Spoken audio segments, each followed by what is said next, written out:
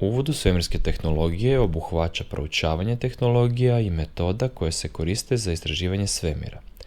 To uključuje sve od raketnih motora i lansiranja raketa do konstrukcije svemirskih letjelica, razvoja znanstvenih instrumenata i sustava za navigaciju. Svemirske tehnologije imaju dugu i bogatu povijest, koja seže sve do 1950. godina, kada su SAD i SSSR počeli s razvojem raketa sposobnih za lansiranje satelita i ljudi u svemir.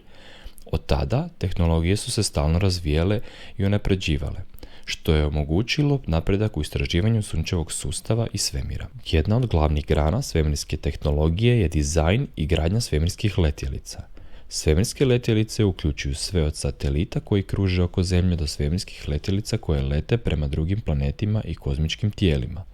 Ove letjelice moraju biti izdržljive, sigurne i opremljene znanstvenim instrumentima koji su potrebni za provođenje znanstvenih misija. Druga važna grana je razvoj znanstvenih instrumenata koji se koriste za prikupljanje podataka o sunčevom sustavu i svemiru.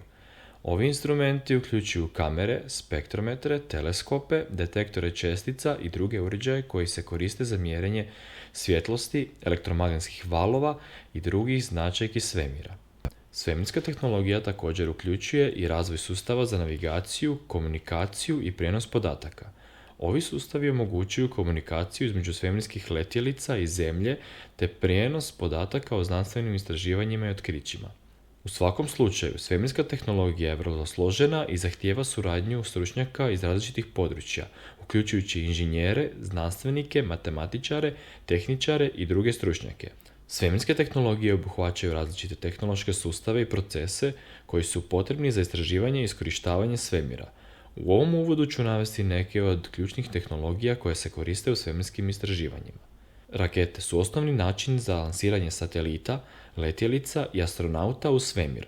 Rakete rade na principu akcije i reakcije prema Newtonovom zakonu i koriste kemijsku energiju za stvaranje potiska koji ih gura prema gore. Sateliti su uređaji koji kruže oko Zemlje i koriste se za komunikaciju, navigaciju i istraživanje svemira. Sateliti mogu biti prirodni poput Mjeseca ili umjetni, koji su dizajnirani i izrađeni kako bi obavljali specifične zadatke. Svemirske letjelice su vozila koja se kreću u svemiru i koriste se za istraživanje sunčevog sustava i drugih dijelova svemira. Letjelice se kreću pomoću raketa i mogu biti potpuno autonomne ili kontrolirane sa Zemlje. Roboti su sve prisutni u svemirskom istraživanju. Oni su korisni jer mogu raditi u ekstremnim uvjetima i na mjestima do kojih ljudi ne mogu doći.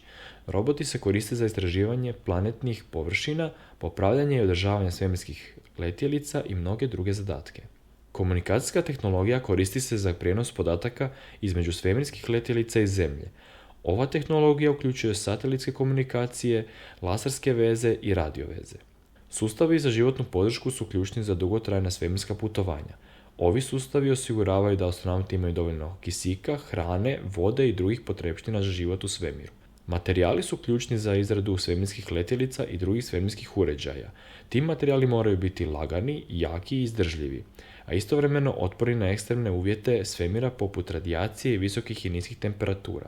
Ovo su samo neki primjeri tehnologija koje se koriste u svemirskom istraživanju, a neke od njih ćemo proći detaljnije u ovoj lekciji.